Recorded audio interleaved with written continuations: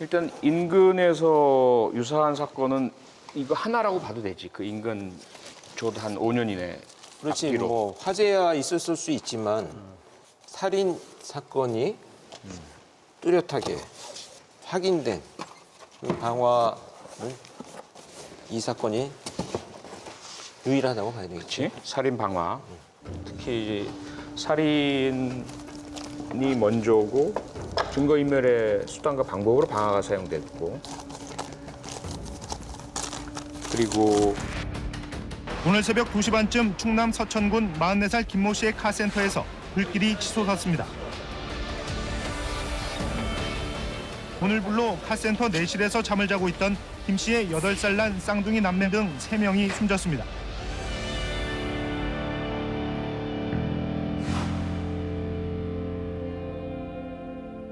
그 당시에 그날 이제 집사람한테 낚시 간다고 그러고 집사람이 이제 그 김밥이랑 사다 주더라고. 잘 갔다 오라고 그러고 이렇게 출발을 했거든요. 근데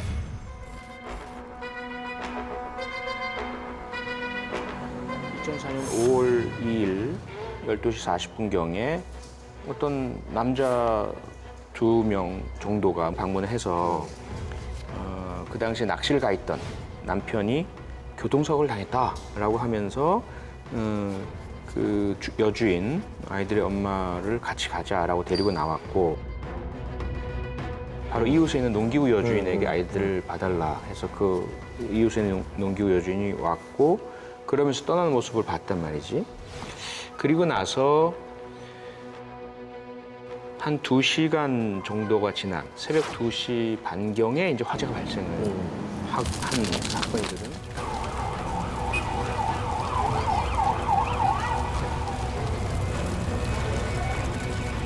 전화로 그러더니 전화로 불 났다고 그러더라고. 그래서 그 당시 그냥 내가 막 낚싯줄을 다 끊고 그 설마 이제 집사람이 있으니까 괜찮을 거라고 생각을 했죠. 어른이 있으니까. 왜 이제 거기에서 와 보니까 이미 다 끝났더라고요.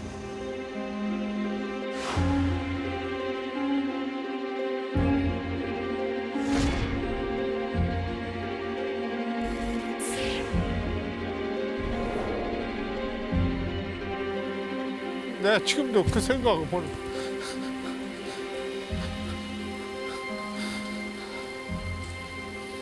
집사람한테는 미안은 해요. 어쩌면 내가 몸 지켜주었으니까. 근데 애들 만큼은 아무 죄가 없다는 거예요.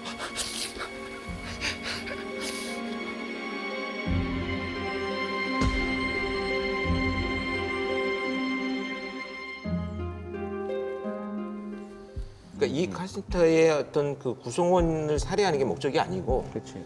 증거인멸의 살인이라고 봐야 되는 거예요. 도움 요청을 받고 왔던 그 농기계 여주인은 목격자이기 때문에 살해를 당하는 것이고 그 과정에서 아이들도 같이 목격을 했을 가능성이 목격을 했으니까. 그러면서도 살인도 마다하지 않는 증거인멸의 방법으로 방화가 사용되는 이 본질적인 특성을 가지고 있는 사건의 연결고리를 봤어야 했어요. 그래서 일단은 카센터, 서천 카센터 살인, 방화 살인 사건의 분석이 필요했고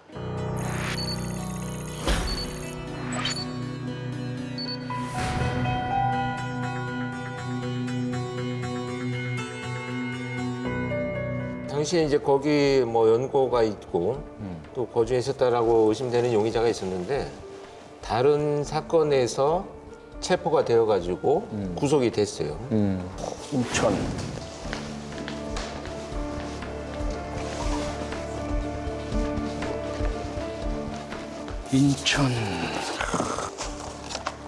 인천 호프집 여주인 살해 방화 사건에서도 차량 안에서 명확하게 방화임이 확인이 됐고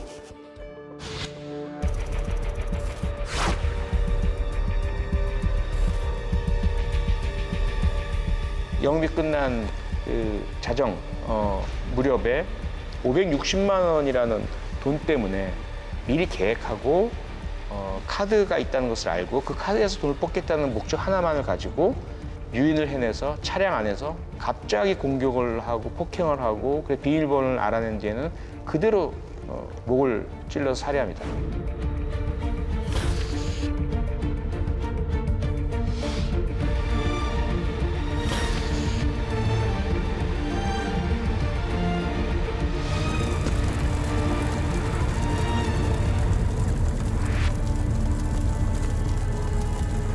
처음에는 이제 단독 범행으로 한 명만 검거가 됐었는데 이 범인이 자신의 그 옥바라지를 잘 안 해준다는 불만 때문에 주범, 공범을 불어버렸잖아.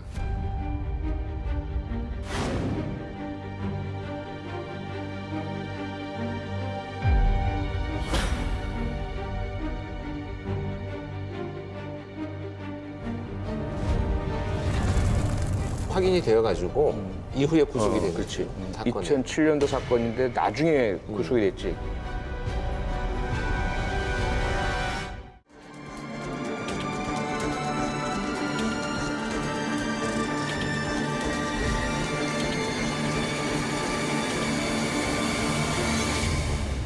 특히 이 두 사건의 본질은 금전적인 동기이고 본질은 살인을 감행할 수 있는 냉혹함이고 또 본질은 방화라는 증거인멸의 방법이고 MO이면서 시그니처라고 볼 수 있는 거죠.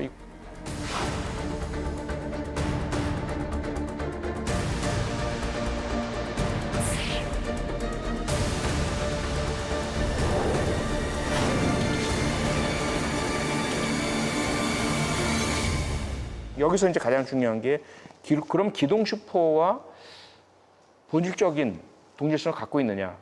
역시 그 차가움에 있어서의 본질적 동질성은 그대로 있는 거죠. 돈이라는 건 직접적으로 했거나 또는 가담했던 범행에서 방화라는 그 행위가 얼마나 증거인멸의 효과를 발휘하는지를 경험했거나 봤기 때문에 이번에도 사용됐을 가능성도 여전히 배제는 못한다는 거예요. 근데 한 가지 우려되는 것은 지금 기동은 한참 고민 후에 온 흔적이 시간이 길고 서천 같은 경우는 유인되고 그날 밤 한 2시간여 사이니까 그렇지. 즉시 이어졌다고 즉시 봐야 이어졌지, 되지. 그렇지. 앞에 두 사건은 상당히 연속 성상에서 이어졌다는 것이고요. 이 기동 슈퍼 같은 경우에는 범행이 저질러졌다는 시간과 화재가 발생한 시간이 상당한 시간 거리가 있다. 이것이 그런 행위를 저지르는 범죄자의 성향이나 목적과 패턴에서 좀 차이가 나타난다. 이렇게 볼 수 있습니다.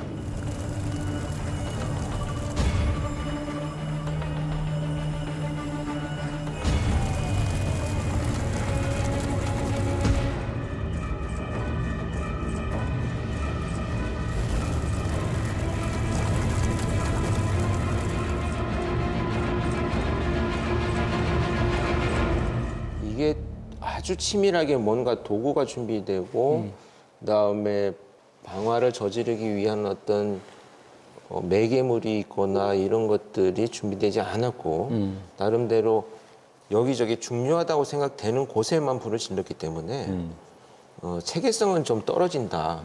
살인 후에 시신이 이동할 것이다. 이런 계획을 세우고 다시 와서 현장에 또 방화를 통해서 증거 인멸할 것이다.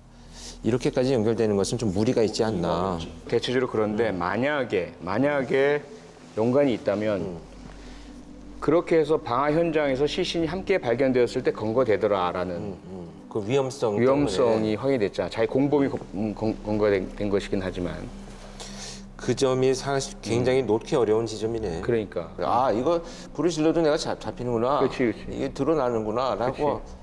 하는데 그럼 두려움 공포를 가지고 세 번째 사건에서는 그렇지 않아야 되겠다.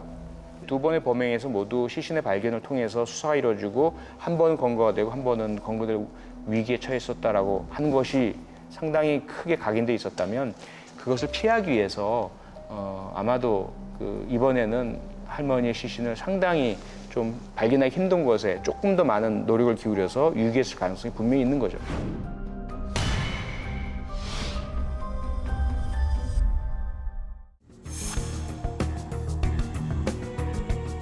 여기가 그럼 기동 슈퍼에서 직선 거리가 얼마나 되죠? 1km 되나? 1km는 안 되고요. 한 500 정도 저기 보이는 저거구나. 예, 저거구나. 500, 600, 아, 500 좀 빨간색 넘던지 그 정도 될 겁니다. 예. 야, 지금도 바람이 이런데 겨울에 여기가 쉽지 않을 텐데. 그날 소방차 와서 물 뿌리는데도 바로바로 그냥 다 얼었으니까요. 그때. 아, 그런 게 변수가 있었구나. 예. 그 당시는 완전히 얼었고요. 걸어만 네. 다니면은 충분히 아, 확인할 수 있는 충분히 가능했었죠. 그래서 저희가 그 당시에도 혹시 깬 흔적이 있었는지 아, 깨서 일단 유기를 했던 이제 그런 게 있나를 이제 수색을 했었죠. 그럼 일단은 뭐 이 저수지는 약간 우선순위에 떨어뜨려도 되겠네. 그러니까 이건 방법이 없지 뭐 그날 얼어 있었다고 한다면 뭐. 우선순위, 그러니까 확인이 됐다는 걸로 일단은 인정을 하고. 이제 여기도 시야 뭐 확보되어 있었고. 가장 손쉽게 그래도 할 수 있는 게 이제 산 쪽으로 이제 봤는데 그것도 이제 추웠기 때문에 네. 이게 삽질 났는지 뭐 할 때 땅은 다 얼었을 예, 그래서 상당히 그것도 힘들었을 것이다. 네. 날 풀고 봄에까지도 계속 봄에까지 했었으니까. 계속 수색을. 그렇지. 그 이후에도 이제 땅이 녹으면서 예, 예. 나올지 모르니까 수색을 같이 예, 예. 병행을 했다는 얘기구나.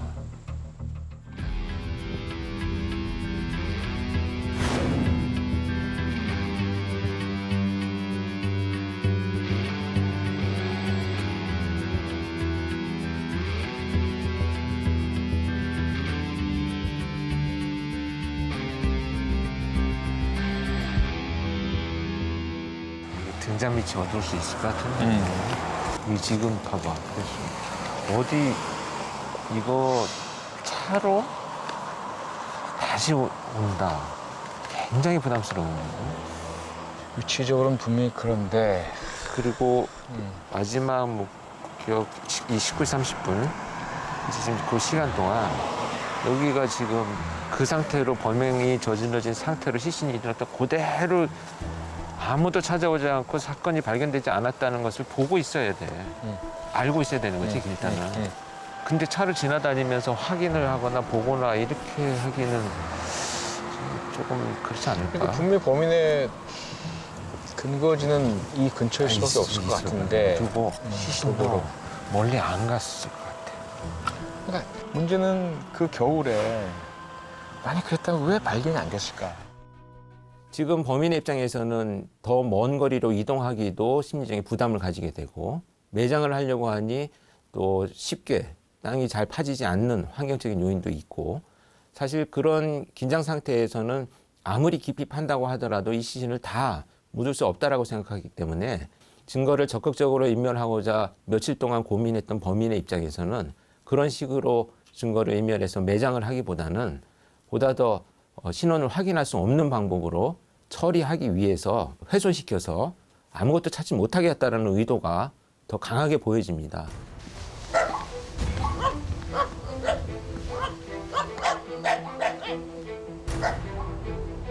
방화 범죄자의 심리 중에 하나가 바로 현장으로 되돌아온다. 현장에서 불이 번지는 과정이나 혹은 진화하는 과정을 지켜본다라는 거예요. 유영철도 그랬고 다른 그 인천 호프집 여주인 살해 사건도 마찬가지고요. 그 유사한 사건들에 있어서 다 이들이 인근 거리에 지켜봤어요. 자기가 지른 불이 제대로 효과를 발휘하는지를 확인하고 싶었습니다. 그럼 기동슈퍼 방화살인 사건에 있어서도 범인이 그랬을 가능성이 높다는 거예요. 서천카센터의 지금 유력한 용의자가 이 사건에 대해서 자기가 직접 지시했거나 가담했다라고 보는 관점보다는 그 무리 속에서 보았던 자가 학습에 의해서 저질러졌을 가능성이 높기 때문에 카센터의 유력한 용의자와 직간접적으로 관계를 맺었던 사람들 중에서 용의자를 선정하는 것이 가장 타당하게 보이기 때문에 우선 수사의 대상으로 선정하는 것을 제안드립니다.